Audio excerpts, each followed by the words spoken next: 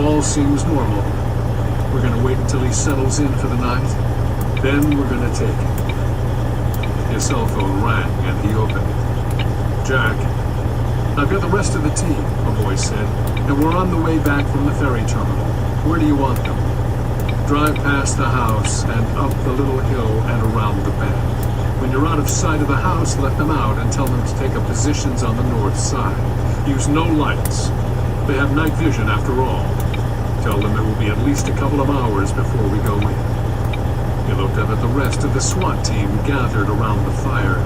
All of you listen to this. He spoke into the phone again. This will be a quiet entry through the front door. Pick the lock. If he has an alarm system, you'll have 30 seconds before it goes off, so make the most of them. No flashlights inside, just your night vision goggles.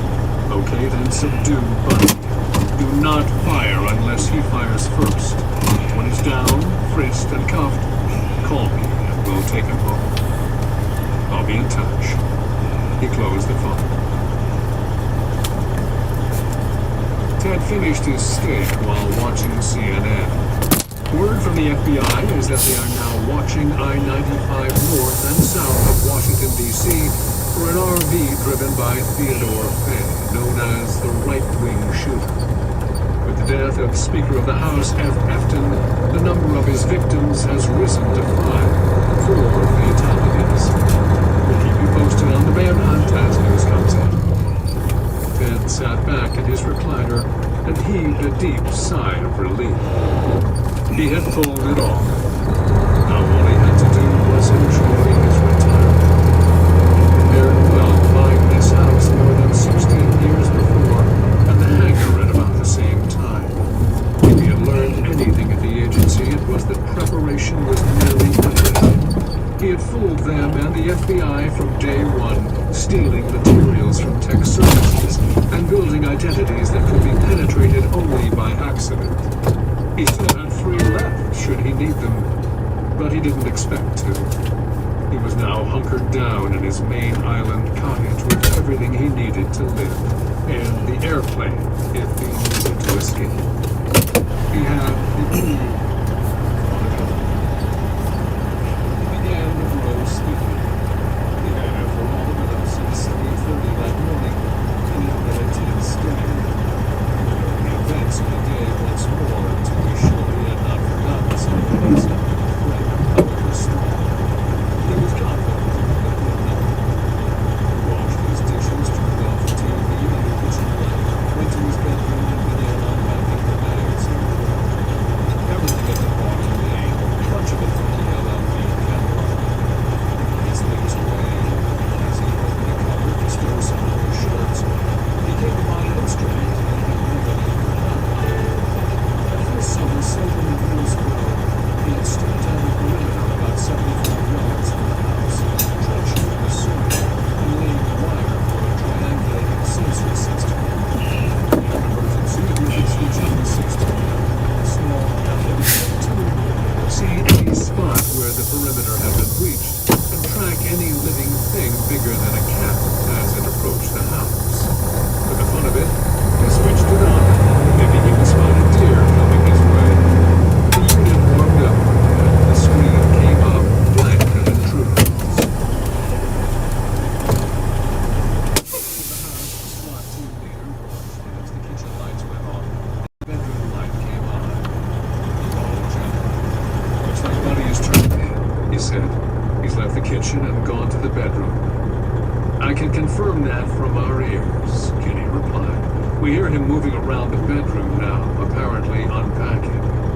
Let's move a couple of men up now on each side of the house for eyeball surveillance. We'll wait an hour after the bedroom lights go off and we hear deep breathing. Roger that." Ted looked again at the CRT and still saw a blank screen. He left the cupboard door open, turned down the bed, and got out a pair of flannel pajamas from a drawer. As he began to unbutton his shirt, he heard a soft beep from the cupboard. He looked at the CRT and saw a blip on the north side of the house. A deer, he thought, or maybe a raccoon. He continued to unbutton his shirt. Then the instrument beeped again. This time the blip was on the south side of the house. Was he being surrounded by deer? Both blips remained absolutely stationary, but they were still. Was somebody watching? Was somebody making this? He switched on the bedside radio, which was already tuned to the Bay radio, which played the old big band music. Quietly around the room, putting a few things in the sound. Things he might be. Smith took the headphones off. He's playing music, he said to Kenny. Music? Big bands. Fairly loud. There's a radio station up there that plays big band. He said, I had it earlier on my phone. Maybe it helps him sleep, Smith said. Maybe it's to cover up other noise, Kenny replied. Hang on, I just heard a toilet flush, Smith said. He just sat on the bed, too. The spring squeaked. Kenny's cell phone rang. Jack here. The bedroom light went off. The house is dark. Right, we hear him in bed, but there's radio music playing, so we can't hear his breathing. Check back in an hour if there's no change. The music stopped, and an announcer spoke. We now pause for a test of the National Alert System, he said. We'll return to Bay Radio in 60 seconds. Ted reached out and turned up the radio. A glance at the CRT across the room showed two more blips moving in. Now. Smith pulled off the earphones again. The radio was playing that national alert test that drives everybody crazy. I can't even listen. It only lasts 1 minute, Kenny said. Smith looked at his watch and waited. Finally, he listened again. We're back to music, but it's louder than before.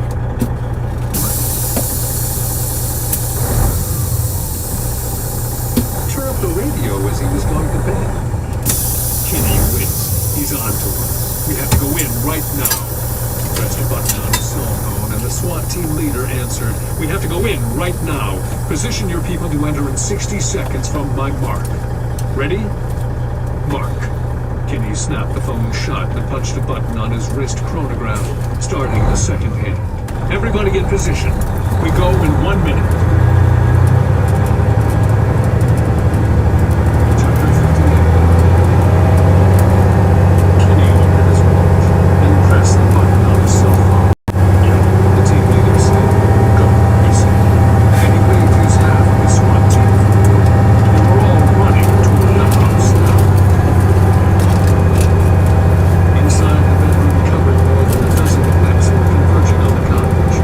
Ted had already tiptoed out of the bedroom with the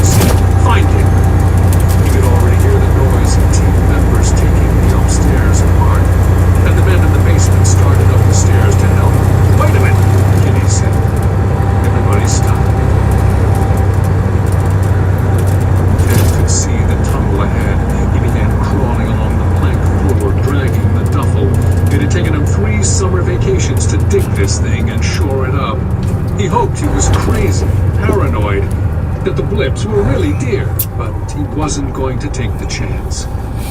Then he heard the burglar alarm go off upstairs. He reached another door, opened it, and slipped through into the concrete culvert. Closing and bolting the door behind him, he began to move down the culvert, which was larger in diameter than his tunnel. He was now on his feet in a half crouch, moving quickly. A minute later, the culvert had passed under the road and emerged into starlight. He waded as quietly as he could through the shallow end of a small pond, into which the culvert emptied and made dry land. He looked up, checked the stars, and began jogging overland, keeping roughly parallel to the road. He had maybe 3/4 of a mile to go, about 12 minutes. He paced himself, breathing deeply. 5 minutes later, he was loosening clothing to cool down. What? The SWAT team leader asked. Is anything in this basement movable except that cupboard? Kenny pointed to the large piece of furniture. No, sir, I don't think so. The man replied. Have a couple of your men move it away from the wall, Kenny said. The leader made a motion, and 2 large men got hold of the cupboard and moved it out. There, Kenny said, pointing at the door. Get it open. The 2 men tried and failed to open it. Use a door charge, Kenny said. Do it, the team leader said to his men. Everybody upstairs. The concussion will kill your ears in this basement. Everybody clambered up the stairs. The last man up held a remote control on a door. We've got a tunnel. Without another word, he knelt down and started crawling. Kenny followed, and there were more men behind him. He had no night vision goggles, but everybody was using flashlights. We've hit another door, the leader hollered. Hold up. He tried the door. It's like the other one. We're gonna have to blow it. Everybody out of the tunnel. There was barely enough room to turn around. Gradually, the tunnel emptied. Kenny was half out of breath. Blow it. I'm gonna take some men and see if I can figure out where it comes out. He motioned for Smith and 3 SWAT team members to follow him. Then he ran up the stairs and out of the house. All right, stop, he said. Look around. See where you'd have a tunnel come out if you built it. Everybody stood in the front yard and looked around. The beach, Smith said. That's where I'd have it come out. Everybody to the beach, Kenny said. Then started jogging. They were there in less than a minute. Look for an opening. It's probably behind something. There's a culvert, Smith said, shining his light on. A good-sized one. Everybody shut up, Kenny said. He knelt at the culvert and listened. He was nearly blown off his feet by a rush of air and noise from the pipe. Through the door, Smith said. The tunnel leads into the culvert. Kenny grabbed a team member. You go down the culvert as far as you can. Watch out, there might be money coming the other way. Carrie, you take a man and go down the beach that way, he said. I'll take a man and go the other way. Ted cut across the road past a farmhouse and ran toward the airstrip. Finally, he had to walk for fear of having a heart attack.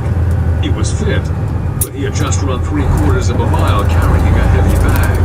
He made the airplane, unlocked it, and tossed his bag into the passenger seat, then released the tie-down ropes. No time for a pre-flight. He climbed in and started flipping switches. He primed the engine, then turned the key to the starter position. The prop began to swing, and a moment later the engine caught and started. There was no wind to speak of, so Ted knew he could use high-pressure runway. He started taxiing, then pulling 20 degrees of flaps. He stopped at the end of the runway, ran the engine up to full power, paused a moment to make sure it was going to keep running while cold. Released the brakes. Kenny ran for 100 yards.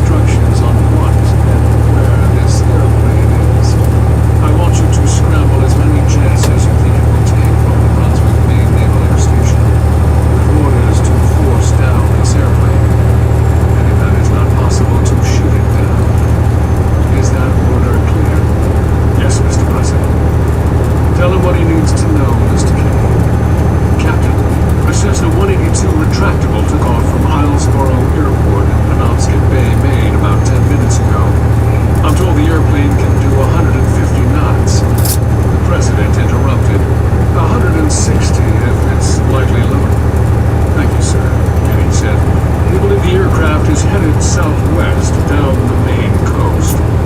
If so, it will pass nearly directly over Brunswick. It's not wearing any lights, and I doubt if it has its transponder turned on, but Brunswick ground radar may be able to pick it up as a primary target. How many aboard? I believe there to be one man aboard. Few? As far as I know, the airplane was last refueled at Manchester, New Hampshire yesterday before flying to Owlsboro. The president broke in again.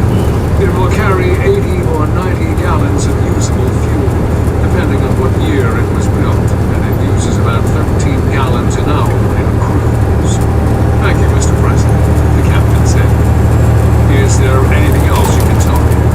Not I, the president said. Mr. Kinney? Kinney thought for a moment. The pilot is desperate, I believe. He'll do anything not to get caught. You might inform your pilots of that. Thank you, Mr. Kinney, the captain said. Mr. President, I should inform you that this is going to be a very difficult job for these pilots because of the difference in airspeed between their jets and a light piston airplane. I'm not sure offhand whether his engine generates enough heat for a heat-seeking missile to hone in on. If they fire, I'll have them fire toward the sea, since we don't want any stray rounds impacting the coast. I know they'll do the best they can, Captain. Good night. Please report back to me directly when you have news. Good night, Mr. President. The captain hung up. Bob? You still there? Yes, Mr. President. Am I doing the right thing here? I believe so, sir. There isn't anything else left to do. He can land that airplane in any farmer's field and be on his way. You heard the speaker die. Yes, sir. I don't want Faye to still be at large when his funeral is held. Neither do I, sir. Can I reach you on your cell phone if I need to? Yes, sir. The White House operator has the number. Whoever hears first should call the other. Good night, Mr. President. Kinney closed his cell phone and put it into his pocket. He's gonna do it? Smith asked, incredulous. He's already done it, Kinney replied.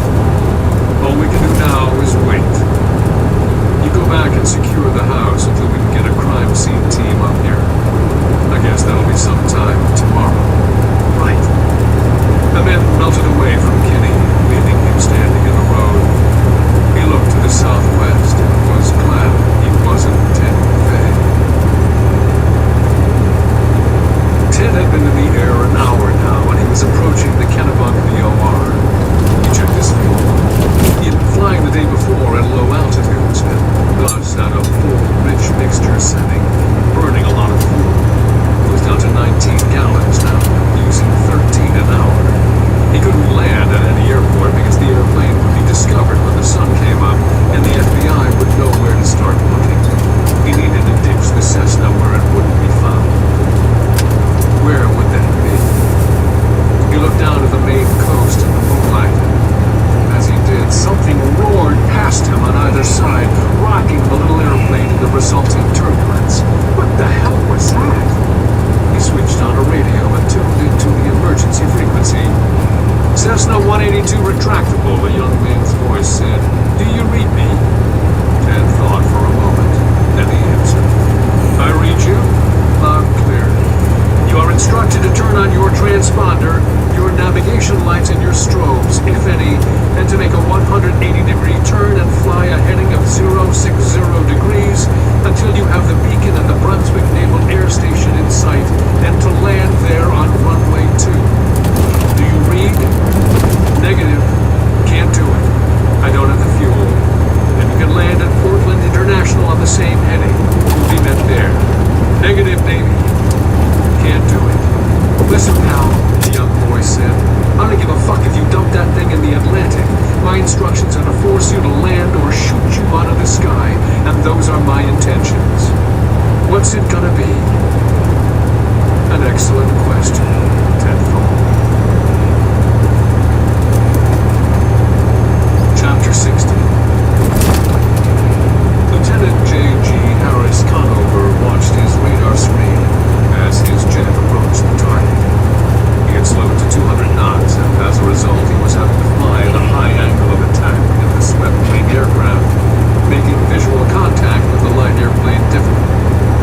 and suddenly in his peripheral vision, the lights of a small airplane appeared, navs and strobes. He saw it for only a moment as he swept past the target, flying at least 50 knots faster than the light airplane. "Navy, do you read me?" a voice said in his headset. "I read you, and I have a visual," Conover said. Though that was no longer true. "Wingman, left 180. He backed the jet sharply and started back. "I'm afraid I can't fly back with you, and it would be best if you stay well clear of me." Conover was flying a reciprocal course now, and he saw the airplane again. This time its landing and taxi lights were on too. "Don't worry, little guy, I'm not gonna bump into you. Wingman 90 right." He started the turn. He had orders to make his run from the landward side of the light aircraft so that any stray rounds would land at sea. "That's not what I mean," Ted said. He started a turn to the right. "Just stay well clear." He looked out at the coast as he crossed it. A tailwind was moving him rapidly out over the water. He reached into the duffel next to him and took out a package about the size of a hardcover book.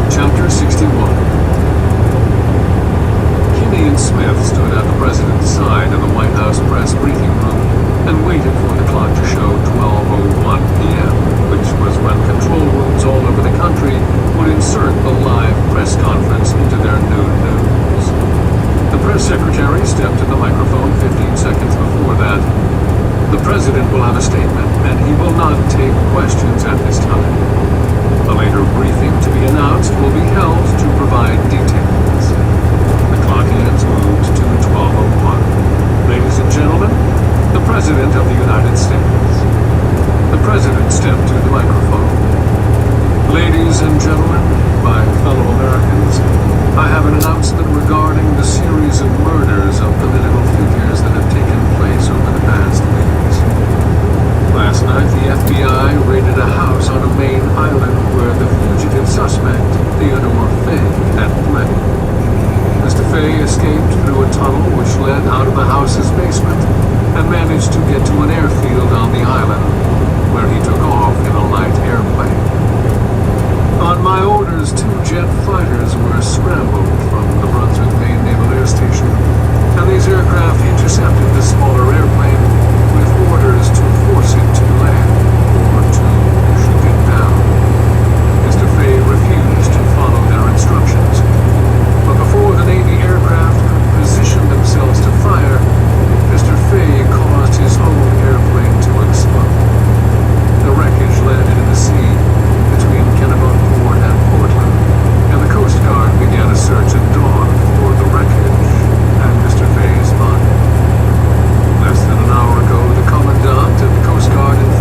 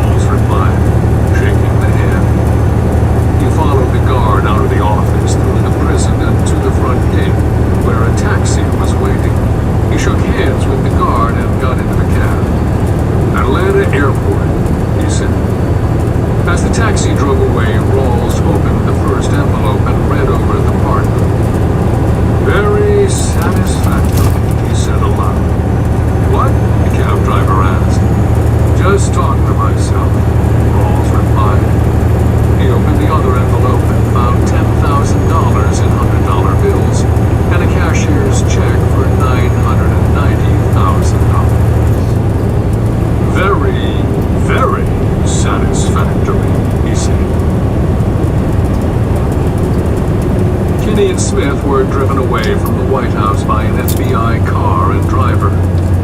"Bob," Smith said, "I'll bet you're going to be the next director." "Ah, shut up, Kerry," Kinney said. He wanted to get back to his office to call Nancy Kimball.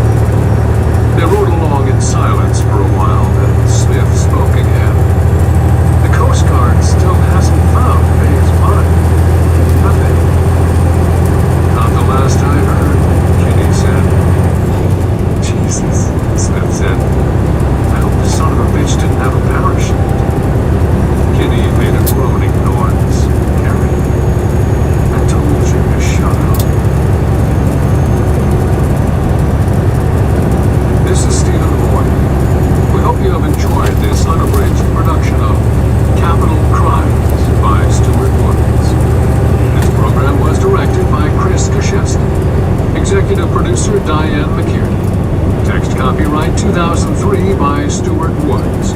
Production copyright 2016, Penguin Random House LLC. All rights reserved.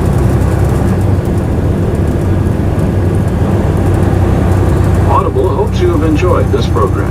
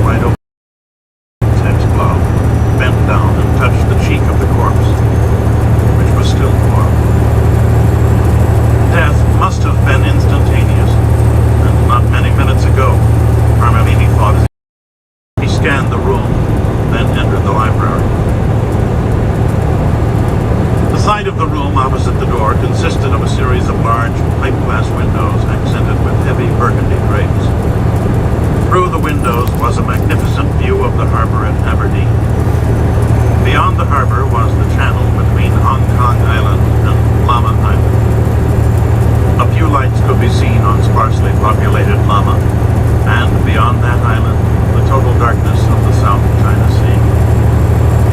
Tonight, the lights of the great city of Hong Kong, out of sight on the north side of the island's spine, illuminated a low deck of stratus clouds with a dull glow. The band at the party on the floor below this one was playing an old American pop hit.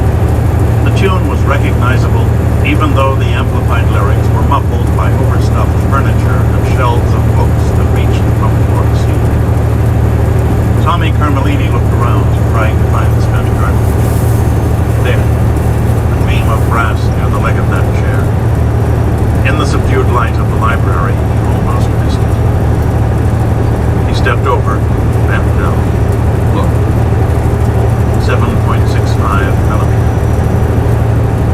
That cartridge was designed for a small, easy-to-conceal pocket pistol. Difficult to shoot accurately, they were serious weapons only at point-blank range. Standing in front of the desk, he put his hands on his hips and carefully scanned the room. Somewhere in this room, Harold Barnes hid a tape recorder 11 days ago when he installed the wiring for a satellite dish system. Presumably, Chan had ordered the system so that he could watch American television. Perhaps he was a fan of C-SPAN, which was broadcasting the congressional hearings concerning foreign, that is, Chinese, donations to the American political parties in the last election. In the past 10 days, his name had certainly been mentioned numerous times in those hearings. Alas, Barnes had left no record of where he hid the recorder. He had been shot in the head the night after he completed the installation. Carmelini was certain Barnes would have used a recorder, not a remote transmitter, which would have been too easy to detect and find. One reason he was certain was that he had known Barnes, a quiet, careful, colorless technician who had gone through the CIA tradecraft course with Carmelini. Who would have suspected that Barnes would be the first of that class to die in the line of duty? The mics. Harold ostensibly spent 4 hours on the television satellite dish system, a system he should have been able to install in 2. If he followed normal practice, he would have hardwired at least 2 tiny microphones, one for each track of the recorder. The chandelier over the mahogany desk caught Tommy's eye. Ornate with several dozen small bulbs, it would attract Harold Barnes like sugar attracts a fly. Carmelini studied the chain that held the chandelier. There was a wire running down it. No, 2 wires. One black wire and the other smaller, carefully wound around the chain. Barnes could have put a mic in the chandelier. Another anywhere in the room. Maybe the desk, or over by the reading area. And hidden the recorder behind some books, perhaps on the top shelf. Surely there were tomes that didn't get removed from the shelves once a decade. Carmelini stepped to the nearest bookcase, studied the spines of the books that built the thing. Not a flake of dust. A diligent maid would not be good. So, he pulled a chair over under the chandelier, then stood on it. Aha, there it was, taped in the junction of the main arms of the chandelier. With the bulbs of the chandelier burning brightly, a tiny recorder would have been almost impossible to see from the floor. Carmelini reached. In seconds, he had the 2 reels out. Maybe 3/4 of the tape had been used, about 6 hours worth. Back on the floor, he was tempted to put the reels into his pocket. Then, what better of it? He pulled up a trouser leg and carefully shoved them down into one sock. He had a new tape in his other sock, but with China Bob dead, the recorder seemed superfluous. Should he cut the wires and remove the device? How much time did he have? If China Bob Chan killed Harold Barnes, why was the recorder still there? Was he waiting for someone to come for the tape? Suddenly aware that time was fleeing, Tommy Carmelini pushed the chair back to its former position. He vigorously rubbed the upholstered seat of the chair to remove any marks it showed.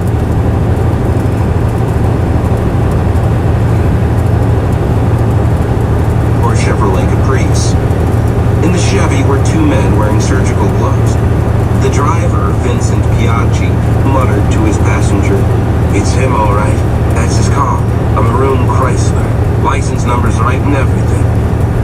The passenger, Tony Anselmo, swiveled his head carefully, scanning the traffic. "No cops in sight. What'd you think?" "Well, we could just pass him and be waiting for him when he gets home." "Neighbors, kids," Vinny Piaggi said disgustedly. Both men sat silently, staring at the back of Walter P. Harrington's balding head. "Little jerk driving 55 in the left lane," Tony said. "Yeah, he's an asshole, all right. Problem is, he may swerve right and nail us before we can get by." "He won't," Tony Anselmo said thoughtfully. "He'll go out like a light, won't even twitch. In this neighborhood, there may be a cop 2 blocks away and we won't know. Or some broad looking out the window ready to call 911. A kid screwing his girl under a tree. I hate the fucking suburbs." They followed Walter P. Harrington for a mile, weighing the risks. "I don't know, Vinny.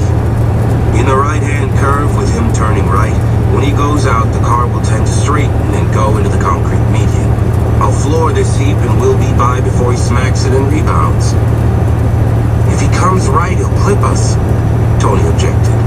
"Not if you do it right. Stick it in his ear." When Tony didn't move, Vinny glanced at him. That moved him. Tony Anselmo crawled across the passenger seat back and flopped onto the rear seat. He paused to catch his breath. He was getting too old for this shit, and he knew it. Under a blanket on the floor were 2 weapons, a 12-gauge sawed-off pump shotgun and a Remington Model 4 auto rifle in .30-06 caliber. Both weapons were loaded. After he rolled down the left rear window, Tony Anselmo picked up the rifle and cradled it in his arms. He flicked the crossbolt safety off. The shotgun would be easier, but the buckshot pellets might be deflected by the window glass. It would take 2 or 3 shots to be sure, and they didn't have that kind of time. "Okay," he told Vinny. "Get in the next lane, pull up beside his rear bumper, and sit there until you see a right curve coming. Try to let some space open up in front of you." "Got it." Vinny used his blinker to ease into a space in the traffic on his right. That stream was flowing along at 65 to 70 miles per hour, but he was still doing 55, so a space quickly opened as the car in front pulled away. Tony scanned the traffic for police cars. He saw none, nor did he see any cars that might be unmarked cruisers. Harrington was plainly visible, his head about 20 to 25 feet away, his hands in a 10 and 2 position on his steering wheel. He was concentrating on the road ahead, looking neither left nor right. "Looks good. Anytime. Curve coming up, 15 seconds. Get ready." Anselmo scooted to the right side of the car, then leaned left, resting the barrel of the rifle on the ledge of the open window. "I'm ready." 5 seconds. Anselmo concentrated on the open sights of the rifle. This was going to be a shot at a bouncing, moving target, smaller than a basketball at a range of about a dozen feet, from a bouncing, moving platform. Not a difficult shot, but tricky. An easy shot to miss and wonder why. "Here we go." Anselmo felt the engine rev. Out of the corner of his eye, he saw they were gaining on Harrington's Chrysler. Then they were there, right alongside, passing with a 3 or 4 mile per hour edge, Harrington's head plainly visible. Tony could feel the centrifugal force pushing him toward Harrington's car, feel the Chevy heel slightly. Tony swung the rifle gently, adjusting for the jolts of the car. His finger tightened on the trigger. Harrington's head exploded as the rifle bellowed. Vinny floored the accelerator and the Chevy began to pull away. As expected, with a dead hand at the wheel, Harrington's car eased left toward the concrete median barricade. "Get by! Get by!" Tony shouted. In the car immediately behind screamed at her horrified husband behind the wheel. He swerved right as far as he could and still stay in his lane. It wasn't enough. The rear end of Harrington's decelerating Chrysler swung ponderously that merely helped the Chrysler complete its 180-degree spin. The wife screamed and the husband fought the wheel as their car swept past the Chrysler, which, with its entire right side in contact with the barrier, rapidly ground to a smoking halt as pieces of metal showered the interstate. In the back seat, the two teenagers cursed and looked back at the receding Chrysler. The wife's screams died to sobs. "Did you see that man shooting, Jerry? Jerry!" Of a massive adrenal shock. In front of him, the white sedan that contained the gunman accelerated and pulled away. A moment later, another vehicle, a van, swung left into the widening gap, and McManus lost sight of the gunman.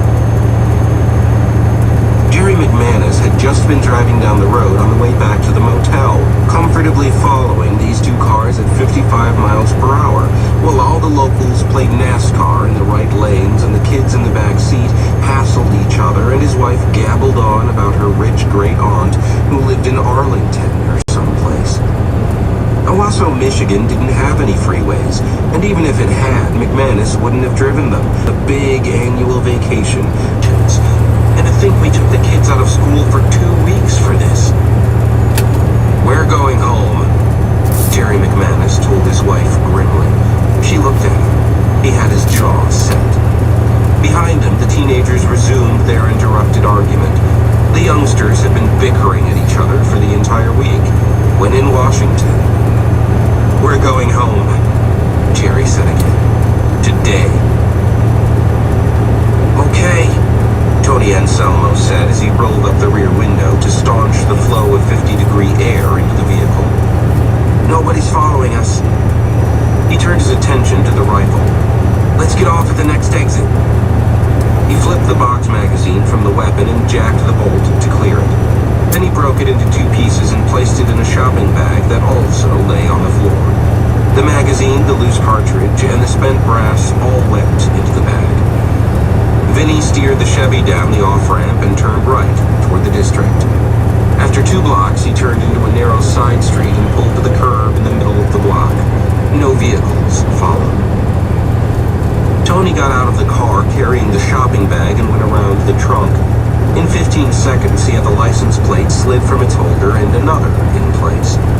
The original plate, stolen, went into the shopping bag. From the trunk, Tony took 2 cartons of eggs wrapped in plastic. After taking the plastic off, he dumped the eggs into the shopping bag, then threw the plastic wrap on top. Holding the bag shut, he broke the eggs. These were old eggs that had never been refrigerated. They would make the bag and its contents stink to high heaven. Holding the bag firmly shut, he climbed back into the passenger seat beside the driver. A half-mile from the Beltway, they saw the tops of a large apartment complex. Vinny Piaggi steered slowly through the parking lot. The dumpster was in back. No pedestrians were about. Tony Anselmo hopped out, tossed the shopping bag into the dumpster, then got nimbly back into the car. The vehicle was stopped for only 14 seconds. Out on the Beltway, traffic had ground to call for an ambulance and the crime lab wagon. Soon, another trooper stopped his car behind the first one and began directing traffic. A curiosity slowdown developed. Dead. Piaggi and Anselmo took the Baltimore Parkway into the heart of Washington and found a spot in a parking garage. They had dinner at a small Italian restaurant where they were known. The head waiter insisted they try a fine red wine from northern Italy, compliments of the house. After the uncorking ceremony, they sipped the cool, robust liquid and languidly studied the menu. They had plenty of time. Outside on the streets, the evening dusk became full darkness and the temperature began to drop. It would get down into the 30s tonight. The reporter and photographer for the Washington Post entered the Beltway jam-up from the east, westbound. The police scanner had warned them. After 30 minutes of stop-and-go creeping, the reporter, who was driving, eased the car to a stop in front of the police cruiser halted against the median barrier. The two men exited through the driver's door and stood for a moment staring at the wreckage of the maroon Chrysler on the other side of the barrier. A television chopper was hovering overhead, just high enough so that its downwash created a gentle breeze and cut the fumes from the idling vehicles creeping by. The reporter approached the plainclothes detective who was in charge, Detective Eddie Milk, who was standing to one side watching. Milk had a meaty face, a tired face, noted the reporter, who wasn't feeling so chipper himself after a long day. Hi, Eddie. Some fucking mess, eh? Even though Milk knew and tolerated reporters like this young one from the Post, he had other things to do at the moment. Milk concentrated his attention on the ambulance attendants who were placing the remains of Walter P. Harrington on a stretcher. They were in no hurry. The reporter got a good look. The head was gone from the torso. All that remained was a bloody fragment of tissue on top of the neck. There was no face at all. The photographer had his equipment out and began snapping pictures. He even got a close-up of the corpse, though he knew the editors would never use it. Milk finally opened up. At least one shot, maybe more, from the right side of the vehicle. One of them hit the driver, smack in the right side of the head. Killed instantly. Can't give you his ID yet. Get it downtown. Any witnesses? You kidding? Dope or guns in the car? Not so far. Jack Yaki, the reporter, was 28 years old, 2 inches over 6 feet tall, and he still had a flat stomach. He silently watched the ambulance crew carry the corpse to their ambulance, then pile in and roar away with lights and sirens going. The Post photographer, a dark man clad in jeans and t-shirt and wearing a ponytail, stood atop the median barrier and aimed his camera down into the front seat of the Chrysler. From where Yaki stood, he could see that the left side of the vehicle's interior was covered with blood and tissue. Sights like this used to repulse him, but not now. He thought of them as surefire front-page play in an era when those boring policy stories out of state and the White House and overseas usually had top priority on the front. In the cars creaking past, faces stared blankly at the smashed car, the police, the photographer. Slowly but perceptibly, the speed of the passing vehicles began to increase. The body was gone. Yaki looked around carefully, at the traffic, at the huge noise fences on the edge of the right-of-way, and at the tops of the trees beyond. To the west, he could just see the spire of the Mormon cathedral. An assassination? How would I know? The cop grunted. Rifle or pistol? Rifle. You saw what's left of the driver's head. Color of the car that impacted the victim's car? You know I can't tell you that. Check downtown. What do we know about the victim? He's dead. Give me a break, Eddie. It's all gotta come out anyway, and I'm close to a deadline. The cop regarded Yaki sourly. All right, he grunted. Victim's driver's license says he was a male Caucasian, 59 years old, Maryland resident. How about his name and address, for Christ's sake? I won't print it until you guys release it. I won't bother the family. Don't know you.